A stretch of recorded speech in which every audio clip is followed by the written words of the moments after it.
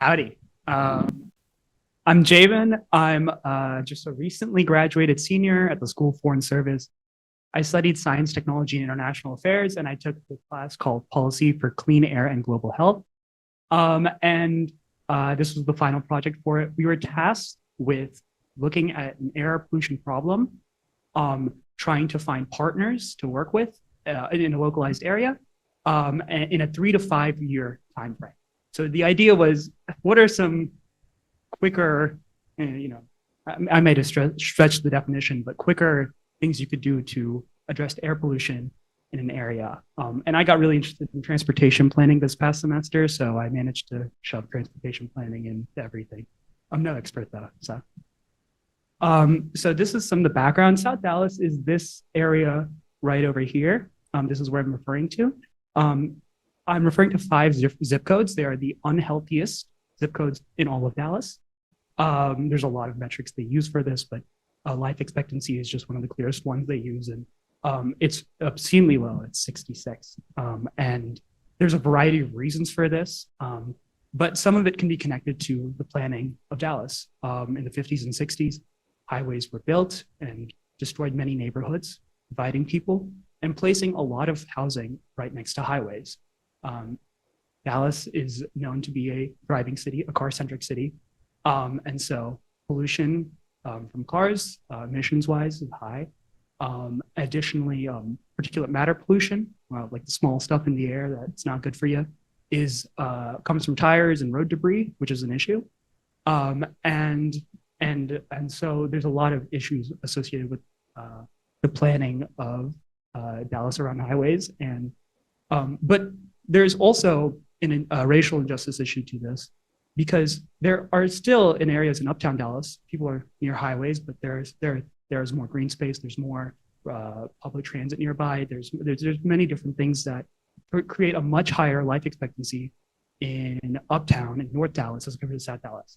So these neighborhoods that are affected, the 5 zip codes that are the most unhealthiest, as an article put it, are oftentimes predominantly Black or people of color, and it's a big racial justice issue. So I just wanted to look at this in transit way, because a lot of Dallas as a highly developed city has done a lot to address industrial waste and air pollution. So they've in the past 20 years have tried to decrease particulate matter pollution in industrial waste. So, but their transportation emissions are still quite high. And currently on the left shows the areas that the plans in downtown Dallas, and in South Dallas, there's not many. There's a few buses that run on 30-minute headways.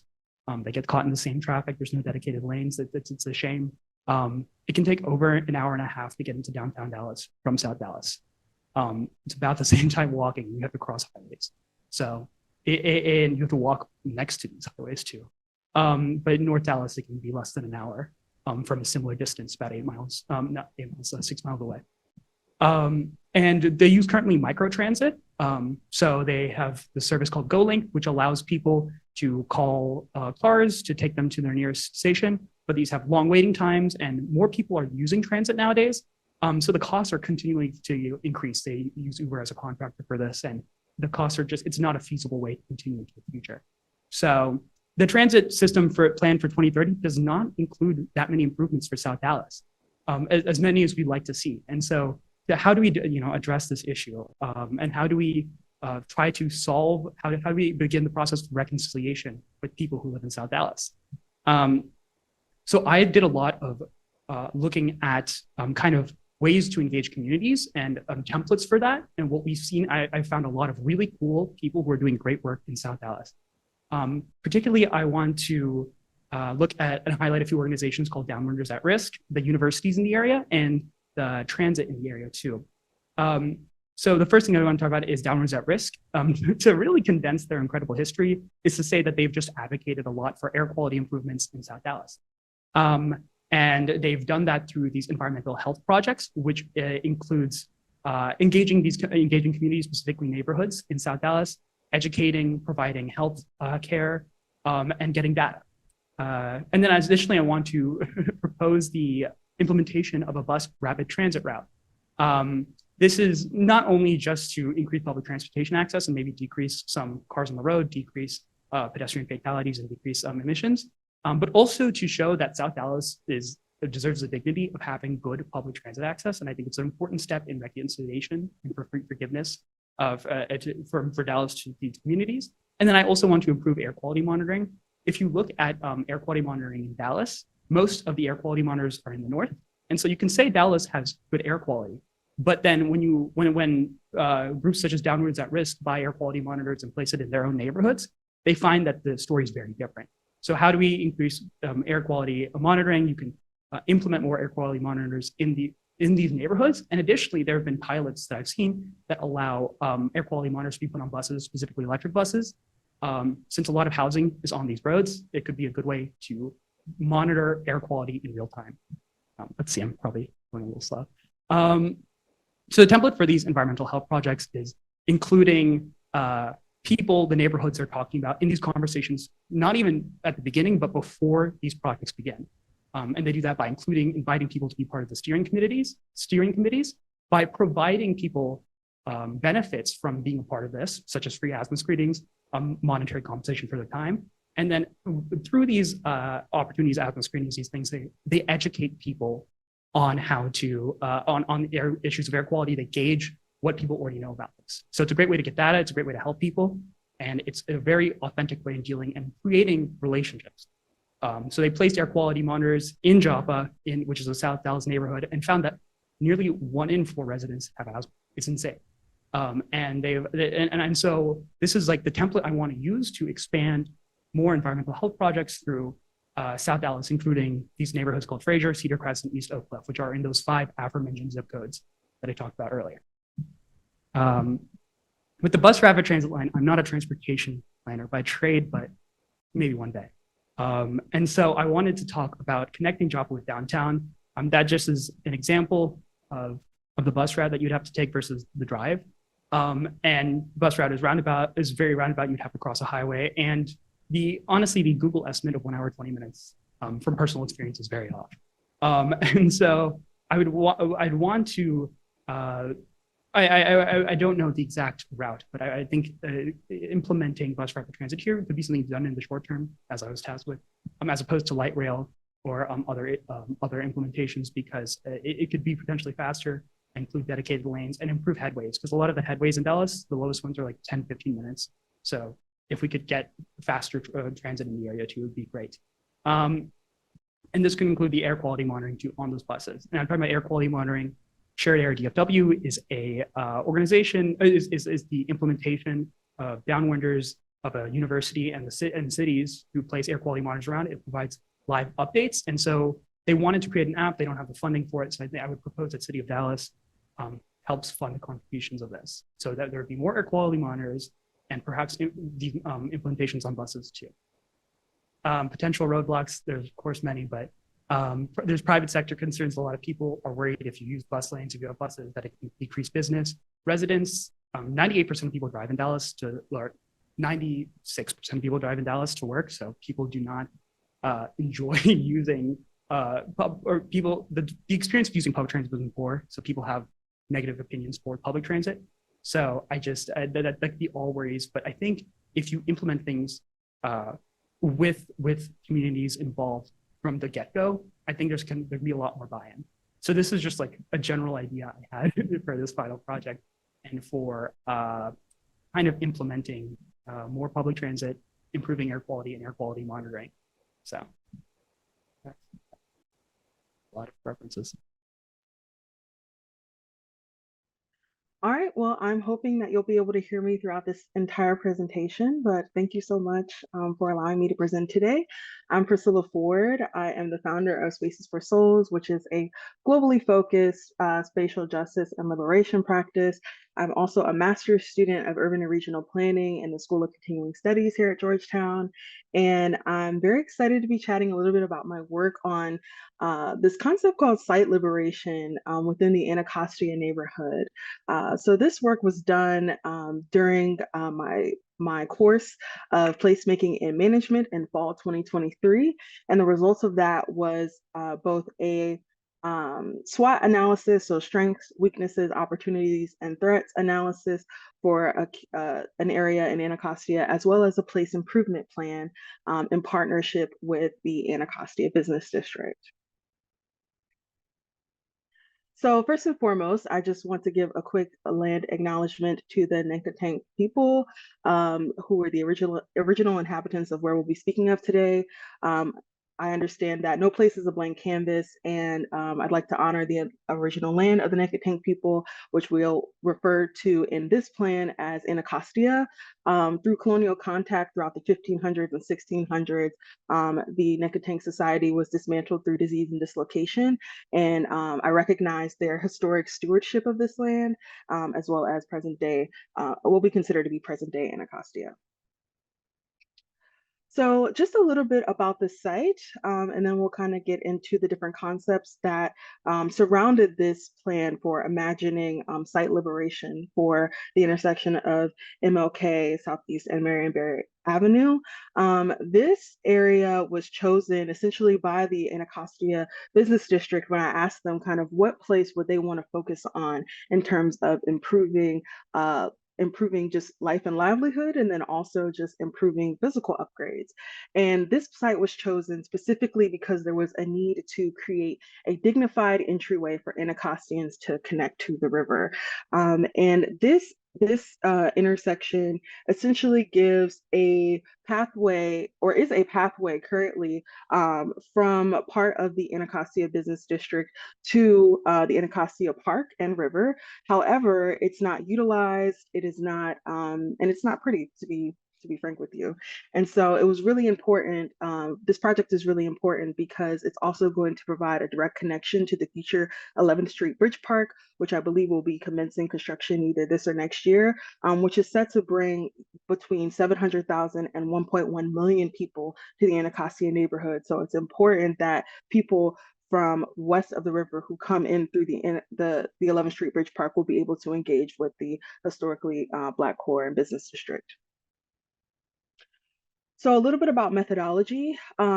First, there was a set of place-based field observations where I literally went on site, kind of in a tour style, with some of the Anacostia business district leaders. Then I conducted field interviews with community stakeholders from the community health, physical security, economic development, and nonprofit sectors. And then a bit of secondary sources were used in order to inform the proposal recommendations that you'll see later on in this presentation. And then the two final qualitative research projects and recommendations were a SWOT analysis and the place improvement plan. So I will note that this is definitely incomplete due to the lack of expansive community engagement. Given the limited time frame, this was done for a class, I was a bit limited in being able to do that. And so I will acknowledge that, of course, kind of anything presented here is a bit incomplete, but still has, representation from the Anacostia community. So in essence, this plan is going from confronting the invisible wall to exploring site liberation. So the invisible wall comes from a term that actually a local place manager gave to this area, which is the underpass that could connect Anacostians to the park, and then also people coming from the park into Anacostia. And so this place improvement plan intends to interrogate traditional placemaking and planning practice and really explore the question, what does it mean to be free? So it provides a multidisciplinary analysis and then intentional proposals to directly connect a marginalized spatiality to liberatory urban design. So the invisible wall essentially is just this place where it's kind of like a no-go zone. Like people are not interested in going under this underpass to enter into the Anacostia Business District. And on the flip side of that, folks from Anacostia are not interested in going under this underpass to go access a park. Some people don't even know that there is access to a park through this area. And so when we talk about kind of spatial upgrades or place improvement plans, I think that what this plan will try to get out is that it's so important to consider social and historic context before we can kind of consider what physical improvements we're able to give to an area. And that's kind of where we move into imagining site liberation. So acknowledging the varied dimensions of collective trauma experienced by this community, this plan, it seeks to propose a place improvement strategy that's cognizant of the need for structural and physical healing through the creation of a new reality. And so the concept of site liberation combines insights both from the Black radical tradition, which includes elements of liberation, collectivism, and imagination, as well as transformative placemaking, which was coined by Jennifer Vey and Hannah Love, who work for the Brookings Institute. And that is kind of expanding traditional placemaking via scope, scale, and level of integration. And so I think it's important to kind of give a bit of a definition, a soft definition to site liberation and practice. And combining these two concepts, site liberation could be understood as an intentional and visionary process to construct both physical and social access points in a spatiality that ultimately renders compounding social inequities obsolete in place. So that's a mouthful, and that's a really tall order. But I think that this plan will try to move closer to that, and kind of understanding the difficulties of achieving that. And I think through that, we get a more equitable and liberatory pathway towards place improvements. And so it's kind of interesting. And I think it's important to ask, why is it important to even apply a different kind of placemaking lens to this community? And so I provided a little bit of demographic data here.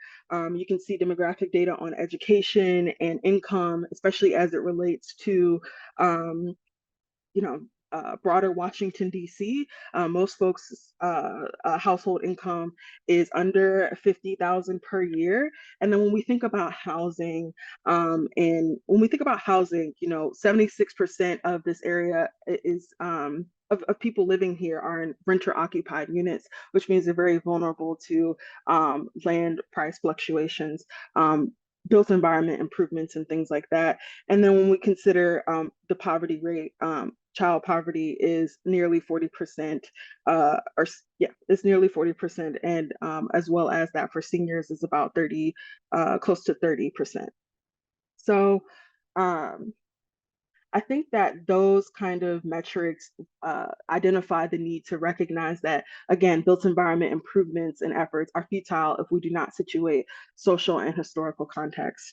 And so in consultation with community stakeholders, they really noted a need for the concept of duality or plurality of place improvements. And that's something that goes beyond just beautification or placemaking, which is still very important, but into things that have multiple applications. And so places or kind of parts of the built environment where we could see those both physical and social applications are on the street and in the street design, and then also for the underpass. So if you look at the left side of the screen, you'll see kind of the intersection of MLK Avenue and Marion Avenue. And then on the right side of the screen, you're actually going to see the DC's Department of Transportation's high injury network. I'm not sure how the screen looks, but if you see this small green dot here where I'm kind of circling a bit, that is the same intersection. And you can see that it's adjacent to Tier 1 high injury segments and corridors, which means that it's a pretty dangerous place for pedestrians just to be. And so when we think about street upgrades, we have to consider, fatality rates and also crash rates of people who would even be utilizing this intersection to either access Anacostia or to access the park. And so this plan kind of considers that street upgrades could look like street art at the intersection of the street art in the intersection, which can bring beautification, which we talked about earlier, but also traffic calming public art designs. And I think that this is particularly interesting because the Asphalt Art Initiative, they did a study at 17 different sites, and the average crash rates were 17 nearly 17% lower in their analysis periods after they installed street art than the average of crash rates before the analysis periods. And so similarly, the average of vulnerable user and injury crash rates were nearly 50% and 36.5% lower in analysis periods after art was installed. So I think that there's a bit of kind of evidence going on about how public art can reduce crashes and kind of change driver behavior a bit to make pedestrians a bit more safe. And then as we kind of move towards the underpass upgrades, these are a bit of the current conditions of the underpass. And so I think that it's coupled with a discomforting experience in terms of this whole pathway, again, either accessing the park or accessing the business corridor. And it's also, there was something that came up in the research of the experience of the adjacent Anacostia community to the park is substandard, especially if compared to the safe and well-designed entrance to the Anacostia Park through the Frederick Douglass Memorial Bridge, which is kind of on the other side, which residents and visitors entering from west of the river can enjoy. And so the two kind of improvements that that lighting of the underpass can bring is improvements not only in safety during nighttime, but also allowing for extended time use. So when you have kind of bright, dramatic light schemes on the underpass, you can combat darkness and you can invite resident and visitor interest in the space on either sides of this invisible wall, right? And so these creative light designs are underpasses that are they're real. They look like AI, but they're not. They're in Lynn, Massachusetts, and it demonstrates the feasibility and the potential replicability of this design. And this can also increase safety perceptions during darker times of the day, as mentioned, especially during daylight saving times where it gets darker earlier in the day and then also year round after sunset. And so I wanted to raise this quote. It was recovery without walls. And this came from a community public health specialist who works regularly with people experiencing addiction when they were asked what liberation through intentional park access and activation could look like for their practice and for their patrons. And I think that an authentic, enabling environment for collective joy and place is kind of the crux of what this place improvement plan and kind of the aim of what this place improvement plan would be. So I think that through a plethora of thoughtful street and park activation strategies, it could be dreamed into this community to draw community members to the space, and also there's an ability to partner with the local businesses to actualize them. And so I also kind of wanted to raise that with physical infrastructural upgrades, there can be barriers to success. So following investments in physical upgrades in low income areas, green gentrification and displacement are undeniable threats. And actually from research from Housing Matters, which is an initiative of the Urban Institute, they noted that well-intentioned green space expansion can project harm onto low-income communities. And between 2008 and 2016, the presence of a new park close to a downtown increased the odds of gentrification by 91%. And the presence of greenway parks with a transportation function increased the odds of gentrification by 145%. So of course, it's not without kind of barriers to success that, these kind of place improvement these place improvements would kind of be packaged with. And then another really critical piece that I think you wouldn't really find if you just kind of did the qualitative research and didn't kind of go out and speak to community members and community leaders is that ultimately there's this struggle that some community members have with place improvement at all. And it resonates through a trauma-informed lens given the structurally violent in present day conditions that are in Anacostia as we speak. And so this plan encourages kind of the implementation to thoughtfully exercise compassion and meeting people where they are.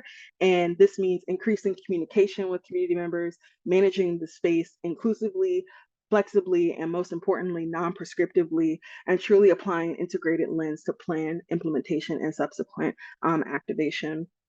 And then finally, I just wanted to touch on some key opportunities that this plan could bring, and that is piloting trauma-informed planning as well as data collection, you know, kind of understanding that this area of the community has gone through a lot of, you know, historic trauma or has different compounding um, and intersecting issues that are still kind of front and center to deal with. We can't just, you know, apply the same urban planning practices as we would west of the river, right?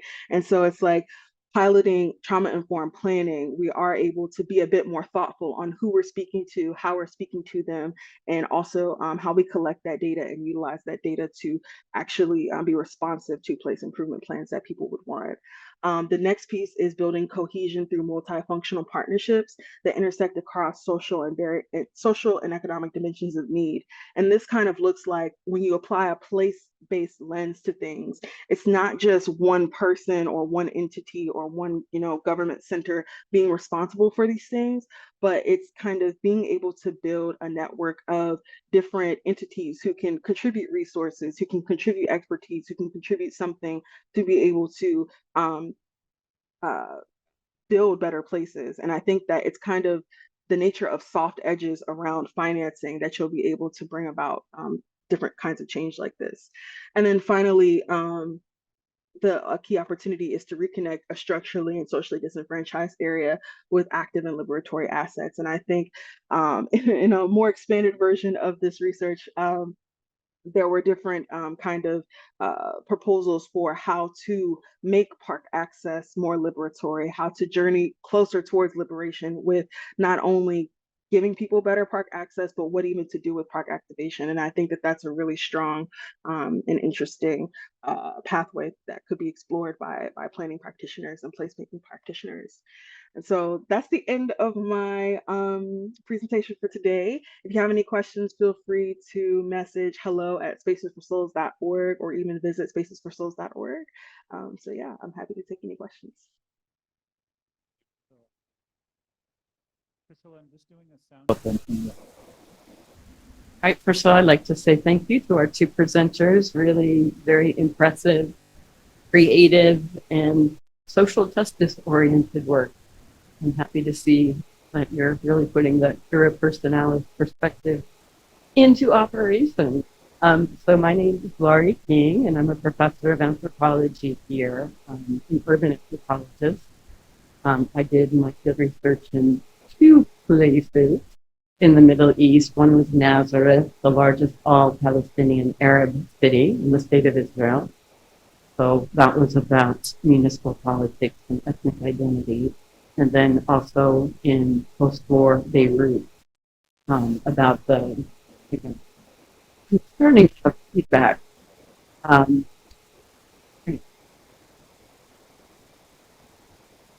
think, can you still hear me, Priscilla? Can she hear me? I'm not sure. It doesn't look like she's hearing me. Okay. All right. So I was just saying, you know, I don't want to focus on me too much, but research in Beirut about post-war reconstruction, which certainly wasn't just the buildings, the infrastructure, the highway, but the reconstruction of a society that had been greatly fragmented. And here I teach urban anthropology, and in that capacity, I take my students out to various neighborhoods and I have them do ethnographic research. And Anacostia actually becomes a really favored place for them to go, although initially, when I tell them they're going to go out and use our public transportation system, they can't use Lyft, they can't use Uber, they have to get on buses and metros and get around town. They're usually, you know, discovering that, yeah, I can take an hour and a half to get from the main gates of Georgetown to Anacostia.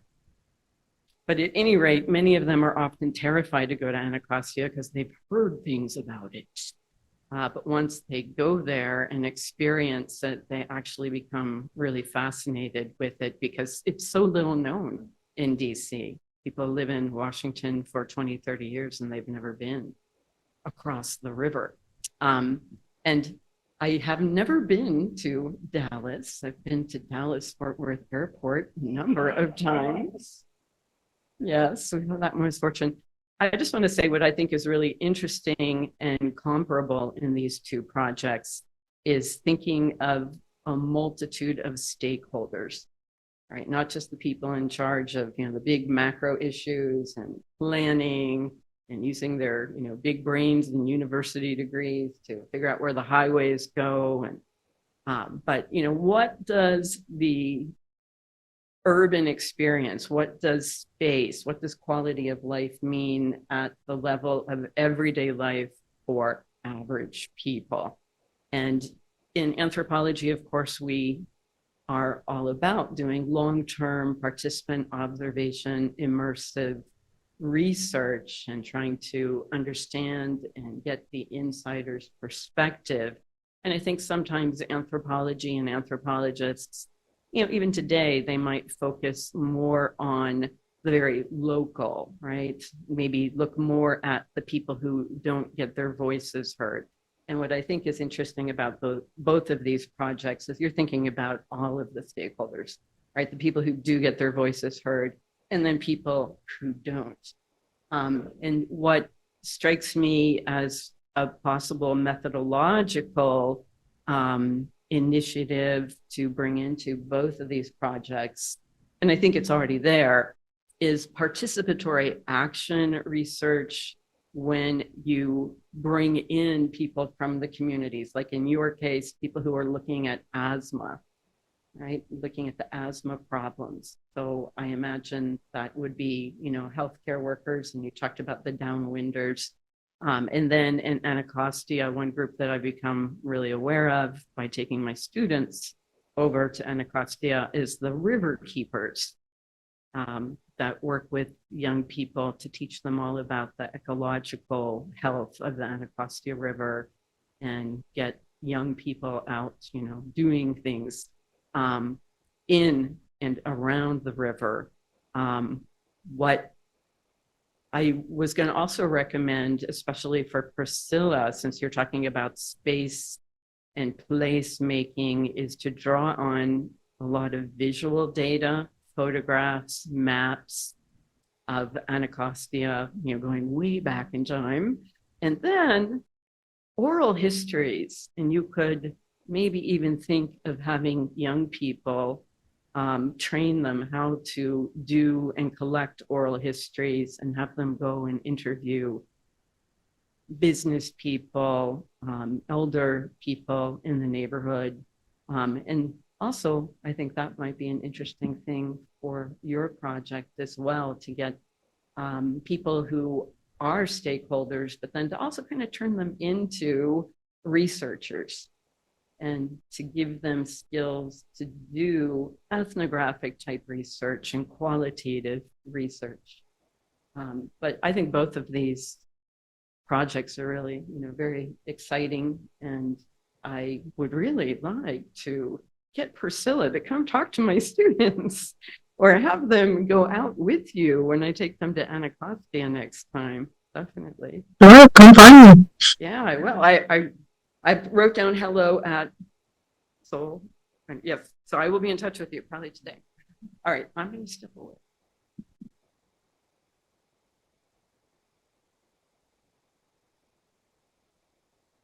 I commend both presenters. Really, really interesting, important research. What's interesting about both of these case studies is that, you know, South Dallas as well as Anacostia, these have both been historically marginalized communities. And, you know, I come from the perspective of transportation, since I'm a transportation planner. And if you go back, you know, 50, 60 years with like the Interstate Highway Act and just the policy, historic policy of, you know, favoring development in the suburbs at the expense of, you know, urban areas, that over the span of decades, this has led to a condition where we see gross inequalities. And that's something that, you know, the organization that I work for, that we're addressing. And, you know, in Dallas, you have kind of a north-south divide. In our region, we have more east-west divide in terms of, you know, socioeconomic, inequities. With that said, in both of these areas, both in South Dallas and in Anacostia, I think one of the biggest challenges is access to opportunities. And you mentioned that, you know, it takes an hour and a half to get from South Dallas to downtown, I believe, right, on public transit, which, I mean, it's quite frankly absurd that it takes that much time to travel such a short distance.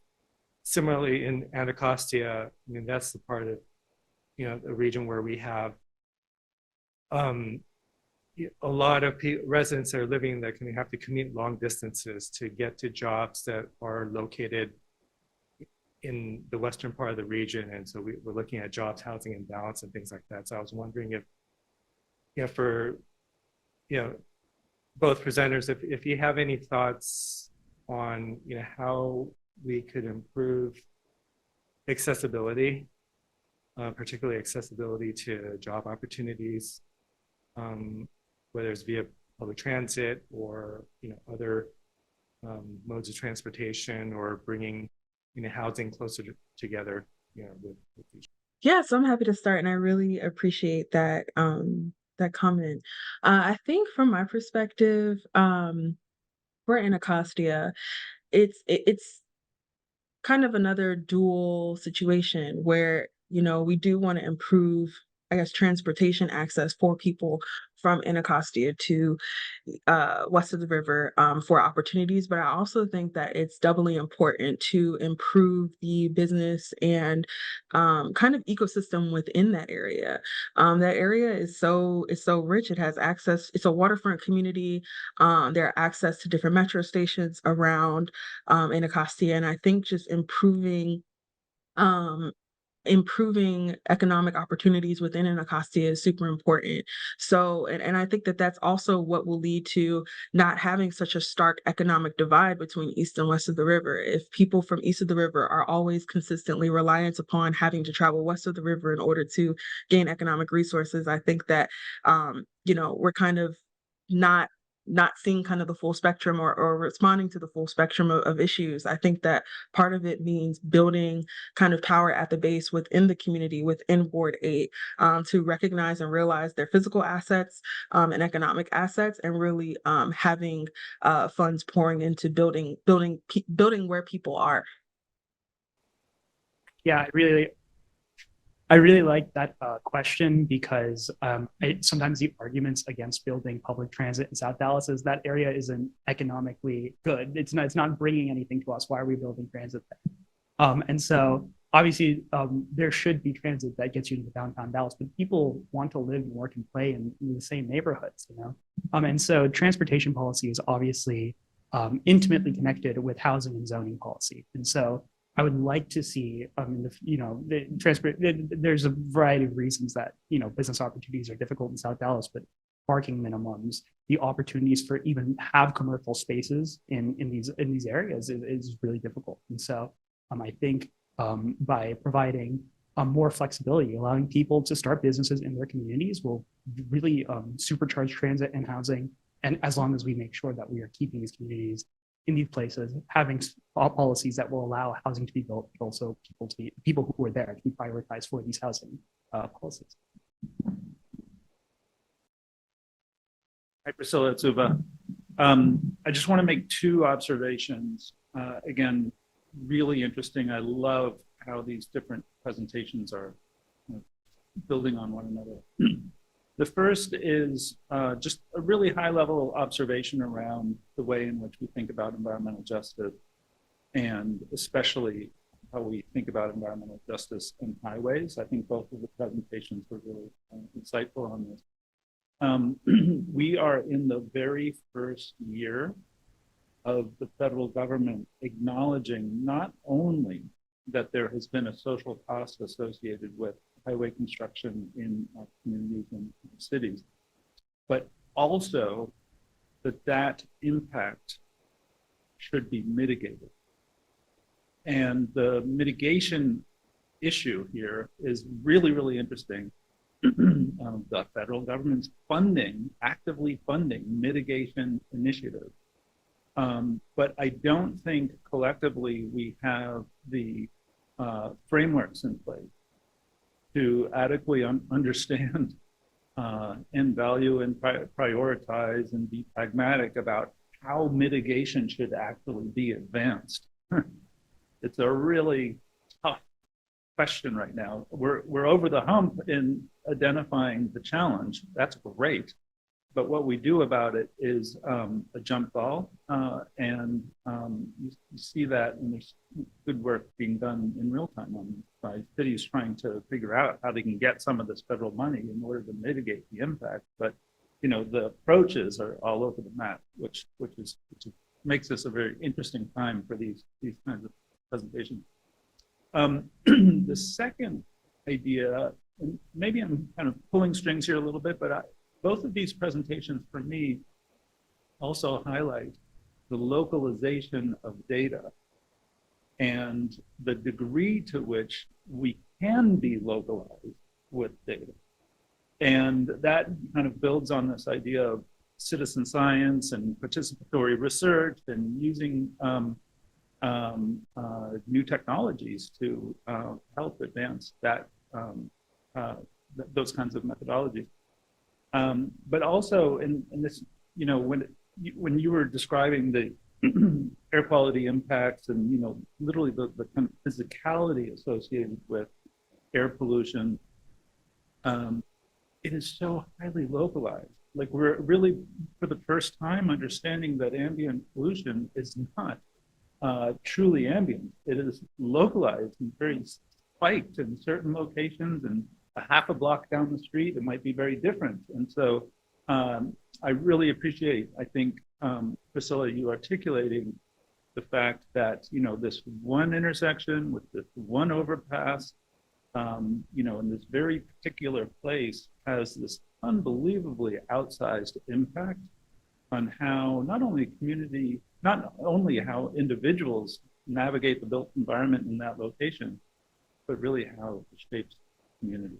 And so I found that very interesting. Thank you.